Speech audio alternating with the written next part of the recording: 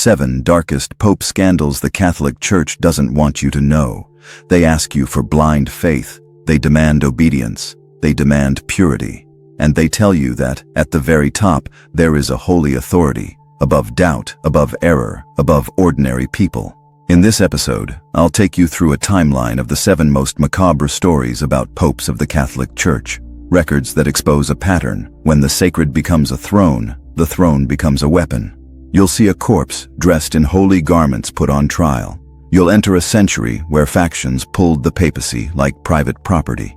You'll face a pope accused in a synod of crimes that read like a case file. You'll watch the chair of Peter treated like merchandise, resignation, return, purchase, deposition. And when you think it can't get darker, history opens another door. 2, then 3 popes at once, excommunicating each other and demanding loyalty like a tax. The Renaissance turns horror into gold. Court politics, nepotism, dynasties, whispered dossiers, until the final blow becomes brutally simple. Forgiveness with a price, fear as revenue, guilt as currency. I'm not here to attack those who seek God. I'm here to ask, without anesthesia, how do you trust a religion that demands holiness from the people when its leaders so often behaved like politicians and merchants of the unseen? If you want to continue this journey with me, subscribe and turn on notifications so you don't miss the next chapters in this series. Because after today, one thing becomes impossible to ignore. Sometimes the greatest sin isn't in the people, it's on the throne. The trial of a corpse. In January, in the year 897, inside the Basilica of St. John Lateran, Rome witnesses something pulled straight from a nightmare. Pope Stephen VI orders the tomb of his predecessor, Formosus, to be opened, months after his death. The body is dragged from the earth, dressed in papal vestments, and propped up on a throne, as if the dead can still be punished in public. A deacon is forced to answer on behalf of the corpse. This is not symbolism. It is politics wearing sacred clothing. On the surface, the charges sound technical: perjury, usurpation, moving from one bishop's seat to another. But the purpose is simpler and darker: to destroy Formosus's legitimacy and erase everything his hands touched. In the accounts, after the verdict, the corpse is stripped. The fingers of the right hand, the hand used for blessing, are cut off, as if even the blessing must be amputated. Then the body is dragged away, buried again in haste, and finally thrown into the river Tiber with weights, meant to vanish like an inconvenient document. And then comes the final twist. Rome revolts. The spectacle is so grotesque that the crowd turns on Stephen. He is deposed, imprisoned, and soon after strangled in his cell. Nothing about this feels like holiness. It feels like a system devouring itself to protect power. What remains is not a miracle, but a method. If one pope can put a dead pope on trial, annul his acts, and rewrite memory, then faith becomes hostage to whoever controls the throne. In that hall, incense could not cover the real smell in the air: fear. A throne held hostage. In the 10th century, the horror changes shape. The public spectacle fades, and the backstage takes over. Historians often describe this period as the Dark Age of the papacy, when the throne falls under the sway of Roman nobles. The family of the Theophylact, his wife Theodora, and their daughter Marozia, appears in sources as a decisive force in the politics of Rome and in the rise and fall of pontiffs. The altar becomes a piece on a board of alliances, marriages, and vendettas. Beginning in the year 904 with Pope Sergius III, the chronicles grow darker. The diplomat and chronicler Liutprand of Cremona portrays Marozia as someone able to make and unmake popes. He records scandalous rumors of relationships and paternity swirling around the court. You do not need to swear that every detail is clean and unbiased to understand the atmosphere. Apostolic succession starts to resemble clan succession. And power, when it does not need a public square, operates in darkness. Liutprand claims that Pope John X, linked in his narrative to Theodora, was captured and died in prison after Marozia and her alliances turned the board. The chair of Peter becomes a hostage. Support the wrong side, you disappear.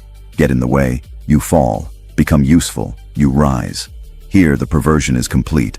Morality downward, impunity upward. The people receive sermons. The top negotiates with blood. Faith in this century does not need miracles. It needs control. John XII, the Dossier. In the year 955, Rome places a young man on the throne, Pope John XII. And within a few years, the Church is not facing an external enemy. It is facing its own reflection. In the year 963, in the presence of Emperor Otto I, a synod in Rome compiles accusations so extreme they sound unreal, until you remember they were written down as an official weapon. The record reads like a catalogue of ruin. It claims he ordained a deacon in a stable, outside the proper liturgical order. It claims simony, perjury, sacrilege, violence. It descends further. Accusations of incest with relatives, of turning the Lateran Palace into a brothel, of living amid hunting and cruelty, of ordering men mutilated, of setting properties on fire. And then comes the detail that feels like total profanation, the accusation that he drank to the devil and invoked pagan gods at dice. John does not appear to answer. According to the accounts, he responds with threats, promising excommunication against anyone who dares to elect another pope while he still lives. The synod presses on anyway. It votes to remove him and installs a replacement, Pope Leo VIII. This is the moment where the viewer feels institutional panic. When the top rots too visibly, the machine tries to amputate its own head to survive. And the question returns, sharper than before.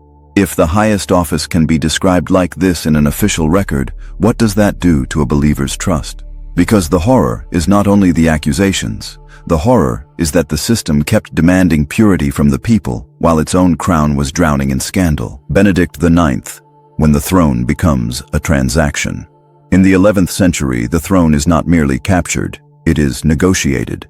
Benedict IX becomes infamous for something that should be impossible. He reigns as pope 3 different times, first from the year 1032 to the year 1044, then briefly in the year 1045, and again from the year 1047 to the year 1048. Rome becomes a revolving door, as if the chair of Peter were a seat taken by force and handed back by bargain. In the year 1044, a revolt drives him out, and a rival appears, Pope Sylvester III. Benedict returns. And then comes the move that turns the sacred into a transaction. In the year 1045, Benedict resigns, and Gregory VI takes the throne, in an arrangement treated by contemporaries and tradition as simoniacal, money tied to the transfer of the highest office, a purchase disguised as reform. Sources even report Benedict wanted to leave the papacy to Mary, as if the tiara were a domestic inconvenience. The crisis becomes so toxic that Emperor Henry III comes down into Italy to clean up the chaos. A council at Sutri, which took place in December of the year 1046, sweeps the claimants aside. Sylvester is removed, Benedict is deposed, Gregory is pressured to resign. A new pope is installed, Pope Clement II. And still, like a horror story, the thing you thought was finished returns. After Clement's death, Benedict comes back, takes Rome again, and is finally driven out in the year 1048. Here, the question becomes unbearable.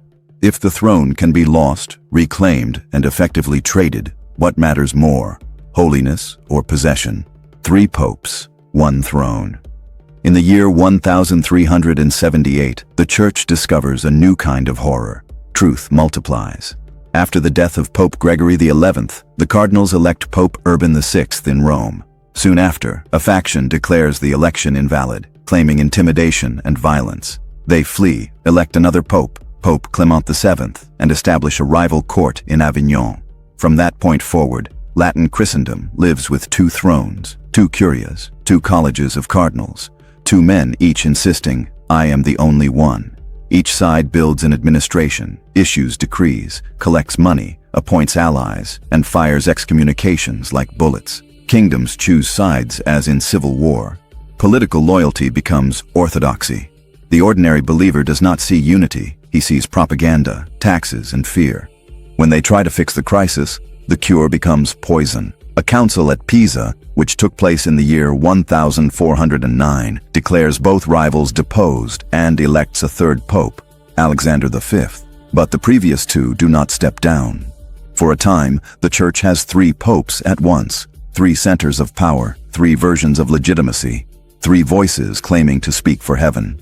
Only at the Council of Constance, which took place between the year 1414 and the year 1418, does the mechanism force an exit. Gregory XII resigns. The Pisan claimant, John XXIII, is deposed, and the Avignon claimant, Benedict XIII, loses support and is excommunicated. In the year 1417, Martin V is elected, and the institution declares unity restored. But the question remains like a ghost. When the one true voice can be doubled and then tripled, what were you obeying, God or the side that won? Alexander VI, the Borgias, and the Vatican as court. In the year 1492, Rodrigo Borgia becomes Pope Alexander VI, and the terror here does not come from ruins. It comes from luxury. His election is shadowed by accusations of bargaining and simony, votes secured with promises, offices, and favors, until the Vatican starts to look less like a temple and more like a court. Alexander acknowledges children, distributes power, and rules like a dynasty. Cesare Borgia rises as a war prince. Alliances shift through marriages, territories, and benefices. Sin stops being a failure and becomes a tool. Those who serve are rewarded. Those who resist are crushed.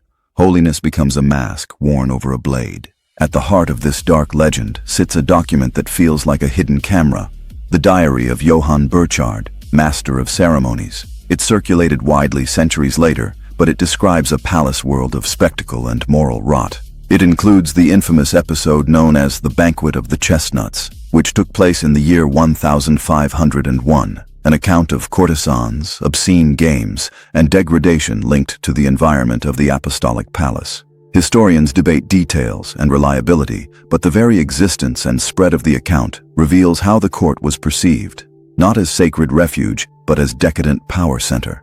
Alexander dies in the year 1503, and rumors of poison rise immediately, alongside more likely explanations such as illness. What matters is the portrait. When the throne becomes family, the sacred becomes scenery, and the believer becomes an audience, paying admission with guilt. Forgiveness for sale. At the start of the 16th century, horror becomes clean. No visible blood is required. You only have to turn fear into accounting. To fund the new Basilica of St. Peter and settle political debts, the indulgence machine scales up. In the year 1515, a papal authorization expands a special indulgence campaign. Archbishop Albrecht of Brandenburg, burdened by fees and financial arrangements, structures the operation and sends preachers from city to city like a traveling spectacle. Money flows through channels that feed Rome and cover debts tied to the system itself. Officially, an indulgence is the remission of temporal punishment for sins already forgiven. On the street, the message becomes simpler and darker.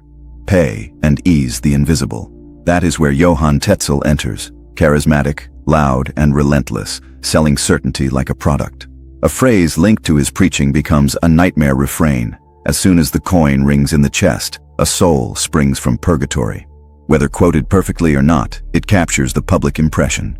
Your loved one burns, and your wallet is the key. On October the 31st, in the year 1517, Martin Luther detonates the system with the 95 Theses. Not because he discovered that humans sin, but because he saw sin turned into a business model.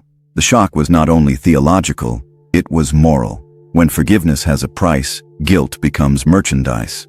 And that is why this story haunts. It does not feel like an exception. It feels like the most efficient form of power, controlling the soul through fear and charging for relief. If these 7 stories made you uncomfortable, that was the point. To place the throne under the cold light of the historical record. In the next episode, the door opens onto another corridor, one even more dangerous, the Gospels that were left out, the banned texts, and the versions of Jesus that didn't fit the official project. Subscribe and turn on notifications, because from here on, what was hidden starts to speak. I will reveal the forbidden wisdom.